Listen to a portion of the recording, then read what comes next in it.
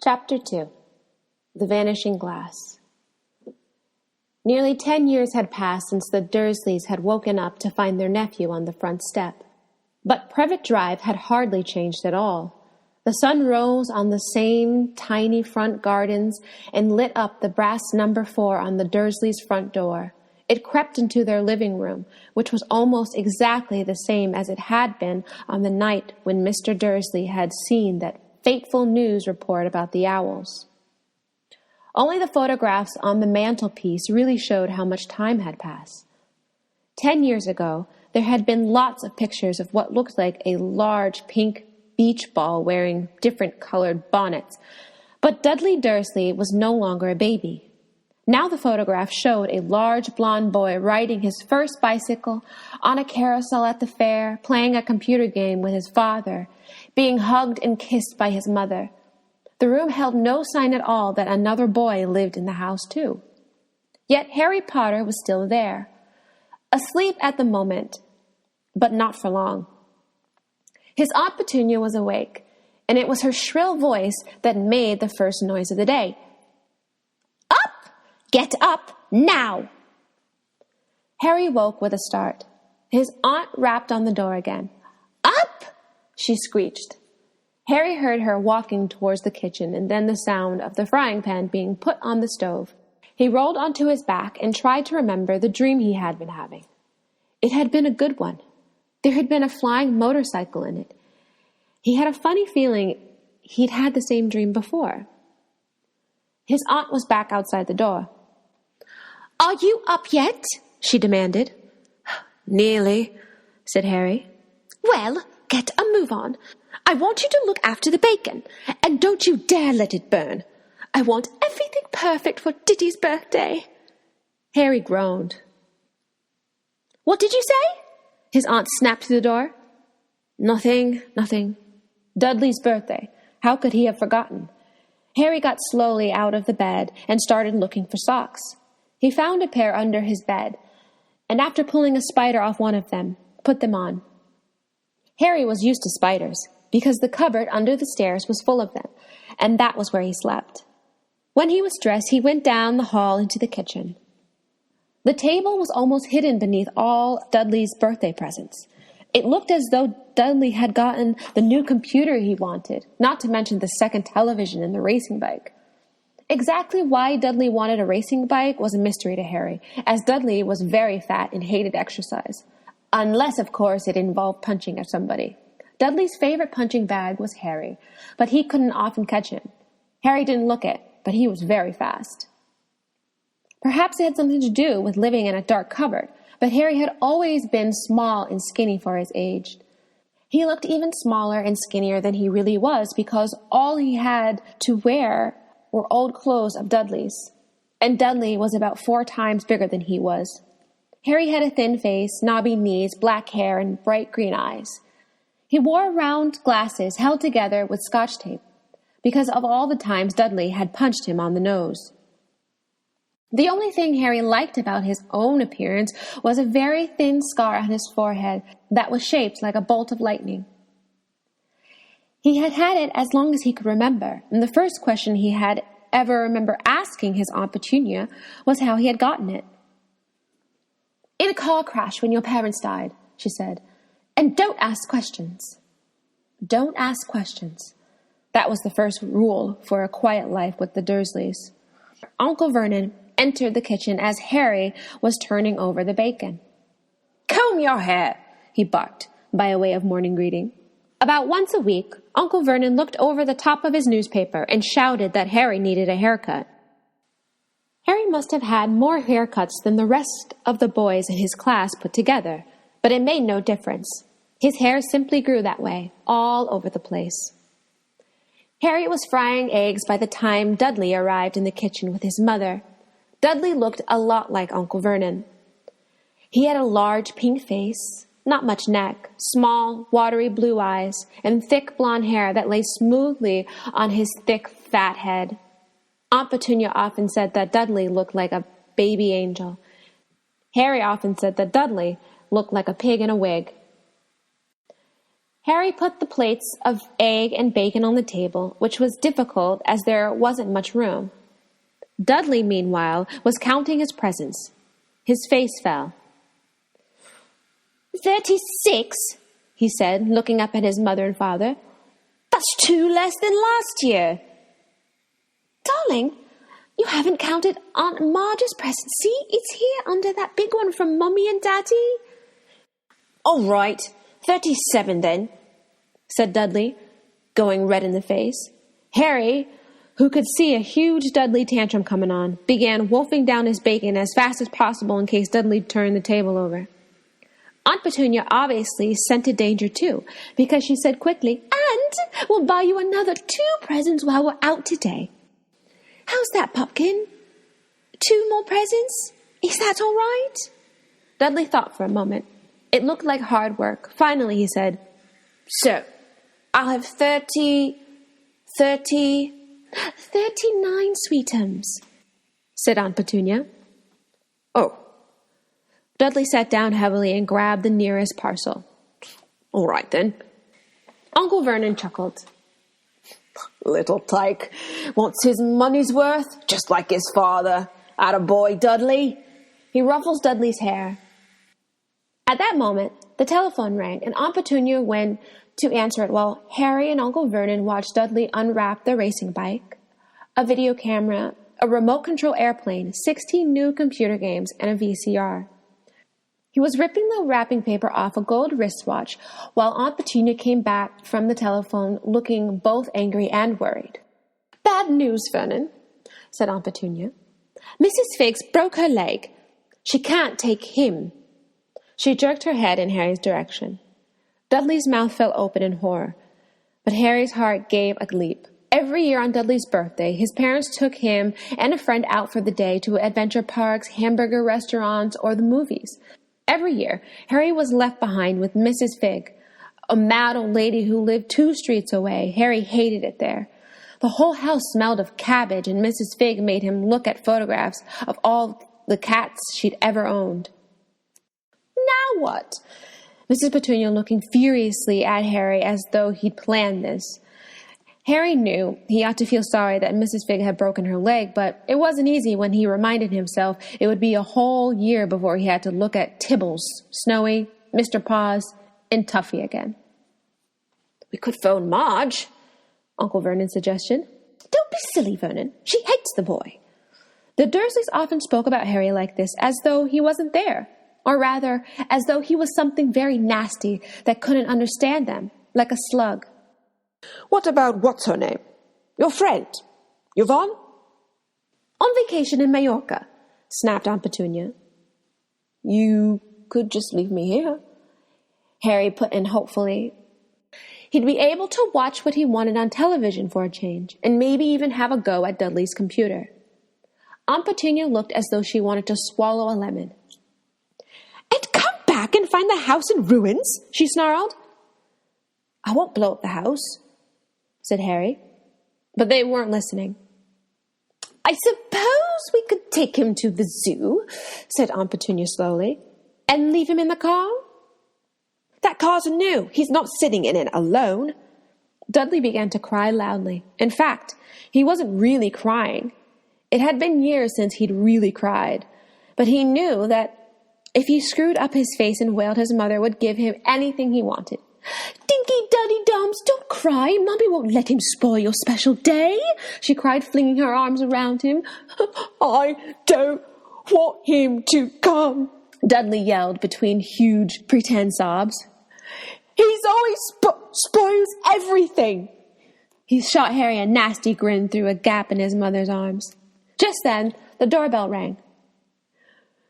"Oh, good Lord, they're here," said Aunt Petunia frantically, and a moment later, Dudley's best friend, Pierce Polkiss, walked in with his mother. Pierce was a scrawny boy with a face like a rat. He was usually the one who held people's arms behind their back while Dudley hit them. Dudley stopped pretending to cry at once. Half an hour later, Harry, who couldn't believe his luck, was sitting in the back of the Dursleys' car with Pierce and Dudley, on the way to the zoo for the first time in his life. His aunt and uncle hadn't been able to think of anything else to do with him, but before they left, Uncle Vernon had taken Harry aside. "I'm mourning you," he said, putting his large purple face right up close to Harry's. "I'm mourning you, boy. Any funny business, any at all, and you'll be in that cupboard from now until Christmas." "I'm not going to do anything," Harry said. "Honestly." But Uncle Vernon didn't believe him. No one ever did. The problem was, strange things often happened around Harry, and it was just no good telling the Dursleys he didn't make them happen. Once, Aunt Petunia, tired of Harry coming back from the barber's looking as though he hadn't been at all, had taken a pair of kitchen scissors and cut his hair so short he was almost bald except for his bangs, which she left to hide that horrible scar.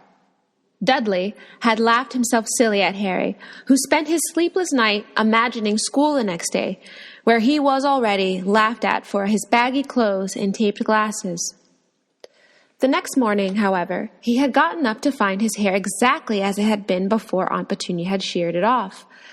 He had been given a week in his cupboard for this, even though he had tried to explain that he couldn't explain how it had grown back so quickly.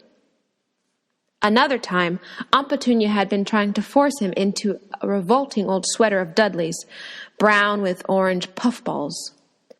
The harder she tried to pull it over his head, the smaller it seemed to become, until finally it might have fitted a hand puppet, but certainly couldn't fit Harry. Aunt Petunia had decided it must have shrunk in the wash, and to his great relief, Harry wasn't punished. On the other hand, he'd gotten into terrible trouble for being found on the roof of the school kitchens. Dudley's gang had been chasing him as usual, when, as much to Harry's surprise as anyone else's, there he was sitting on the chimney. The Dursleys had received a very angry letter from Harry's headmistress telling them Harry had been climbing school buildings. But all he tried to do, as he shouted at Uncle Vernon through the locked door of his cupboard, was jump behind the big trash cans outside the kitchen doors. Harry supposed that the wind must have caught him in mid-jump. But today, nothing was going to go wrong. It was even worth being with Dudley and Piers to be spending the day somewhere that wasn't school, his cupboard, or Mrs. Fig's cabbage-smelling living room. While he drove, Uncle Vernon complained to Aunt Petunia. He liked to complain about things, people at work, Harry, the council, Harry, the bank, and Harry were just a few of his favorite subjects. This morning, it was motorcycles. "Roaring along like maniacs, the young hoodlums," he said, as motorcycles overtook them. "I had a dream about a motorcycle," said Harry, remembering suddenly. It was flying. Uncle Vernon nearly crashed into the car in front. He turned right around in his seat and yelled at Harry, his face like a gigantic beet with a mustache. "Motorcycles don't fly!" Dudley and Piers snickered. "I know they don't," said Harry. "It was only a dream." But he wished he hadn't said anything. If there was one thing the Dursleys hated even more than his asking questions, it was his talking about anything acting in a way it shouldn't, no matter if it was in a dream or even a cartoon. They seemed to think he might get dangerous ideas. It was a very sunny Saturday, and the zoo was crowded with families. The Dursleys bought Dudley and Piers large chocolate ice creams at the entrance, and then, because the smiling lady in the van had asked Harry what he wanted before they could hurry him along, they bought him a cheap lemon ice pop. It wasn't bad either, Harry thought, licking it as they watched a gorilla scratching its head, who looked remarkably like Dudley, except that it wasn't blonde. Harry had the best morning he had in a long time. He was careful to walk a little way apart from the Dursleys so that Dudley and Piers, who were starting to get bored with the annals by lunchtime, wouldn't fall back to their favorite hobby of hitting him. They ate in the zoo restaurant, and when Dudley had a tantrum because his Knickerbocker glory didn't have enough ice cream atop, Uncle Vernon bought him another one, and Harry was allowed to finish the first. Harry felt afterward that he should have known it was too good to last. After lunch, they went to the reptile house. It was cool and dark in there, with light windows all along the walls. Behind the glass, all sorts of lizards and snakes were crawling and slithering over bits of wood and stone. Dudley and Piers wanted to see a huge poisonous cobra and thick man-crushing pythons. Dudley quickly found the largest snake in the place. It could have wrapped its body twice around Uncle Vernon's car and crushed it into a trash can. But at the moment, it didn't look in the mood. In fact, it was fast asleep. Dudley stood with his nose pressed against the glass, staring at the glistening brown coils. "Make it move," he whimpered to his father. Uncle Vernon tapped on the glass, but the snake didn't budge. "Do it again," Dudley ordered. Uncle Vernon rapped the glass smartly with his knuckles, but the snake just snoozed on. "This is boring," Dudley moaned. He shuffled away. Harry moved in front of the tank and looked intently at the snake. He wouldn't have been surprised if he had died of boredom itself. No company except stupid people drumming their fingers on the glass trying to disturb it all day. It was worse than having a cupboard as a bedroom, where the only visitor was Aunt Petunia hammering on the door to wake up. At least he got to visit the rest of the house. The snake suddenly opened its beady eyes. Slowly, very slowly, it raised its head until its eyes were on a level with Harry's. It winked. Harry stared. Then he looked quickly around to see if anyone was watching. They weren't. He looked back at the snake and winked too. The snake jerked its head towards Uncle Vernon and Dudley, then raised its eyes to the ceiling. It gave Harry a look that said quite plainly, "I get that all the time." "I know," Harry murmured into the glass, though he wasn't sure the snake could hear him. "It must be really annoying." The snake nodded vigorously. "Where do you come from anyway?" Harry asked. The snake jabbed its tail at a little sign next to the glass. Harry peered at it. "Boa constrictor. Brazil." "Was it nice there?"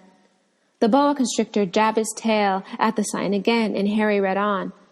"This specimen was bred in the zoo." "Oh, I see. So you've never been to Brazil?" As the snake shook its head, a deafening shout behind Harry made both of them jump. "Dudley! Mr. Dursley! Come and look at this snake! You won't believe what it's doing!" Dudley came waddling toward them as fast as he could. "Out of the way, you!" he said, punching Harry in the ribs. Caught by surprise, Harry fell hard on the concrete floor. What came next happened so fast, no one saw how it happened. 1 second, Piers and Dudley were leaning right up close to the glass. The next, they had leapt back with horrors of horror. Harry sat up and gasped. The glass front of the boa constrictor's tank had vanished. The great snake was uncoiling itself rapidly, slithering out onto the floor. People throughout the reptile house screamed and started running for the exits. As the snake slid swiftly past him, Harry could have sworn a low hissing voice. "Brazil, here I come. Thanks, amigo." The keeper of the reptile house was in shock. "But the glass," he kept saying. "Where did it go?" The zoo director himself made Aunt Petunia a cup of strong sweet tea while he apologized over and over again. Piers and Dudley could only gibber. As far as Harry had seen, the snake hadn't done anything except snap playfully at their heels as it passed. But by the time they were all back in Uncle Vernon's car, Dudley was telling them it had nearly bitten his leg off, while Piers was swearing it had tried to squeeze him to death. But worst of all, for Harry at least, was Piers calming down enough to say, "Harry was talking to it, weren't you, Harry?" Uncle Vernon waited until Piers was safely out of the house before starting on Harry. He was so angry he could hardly speak. He managed to say, "Go. Cupboard. Stay. No meals." Before he had collapsed into a chair, and Aunt Petunia had run to get him a large brandy. Harry lay in his dark cupboard much later, wishing he had a watch. He didn't know what time it was, and he couldn't be sure the Dursleys were asleep yet. Until they were, He couldn't risk sneaking out to the kitchen for some food. He'd lived with the Dursleys almost 10 years, 10 miserable years, as long as he could remember, ever since he'd been a baby and his parents had died in that car crash. He couldn't remember being in the car when his parents had died. Sometimes, when he strained his memory during long hours in his cupboard, he came up with a strange vision, a blinding flash of green light and a burning pain on his forehead. This, he supposed, was the crash, though he couldn't imagine where all the green light came from. He couldn't remember his parents at all. His aunt and uncle never spoke of them, and of course, he was forbidden to ask questions. There was no photographs of them in the house. When he had been younger, Harry had dreamed and dreamed of some unknown relation coming to take him away, but it had never happened. The Dursleys were his only family. Yet sometimes he thought, or maybe hoped, that strangers in the street seemed to know him. Very strange strangers, though they were, too. A tiny man in a violet top hat had bowed to him once while out shopping with Aunt Petunia and Dudley. After asking Harry furiously if he knew the man, Aunt Petunia had rushed them out of the shop without buying anything. A wild-looking old woman dressed in all green had waved merrily at him once on a bus. A bald man in a very long purple coat had actually shaken his hand in the street the other day and then walked away without a word. The weirdest thing about all these people was the way they seemed to vanish the second Harry tried to get a closer look. At school, Harry had no one. Everyone knew that Dudley's gang hated that old Harry Potter and his baggy old clothes and broken glasses, and nobody liked to disagree with Dudley's gang.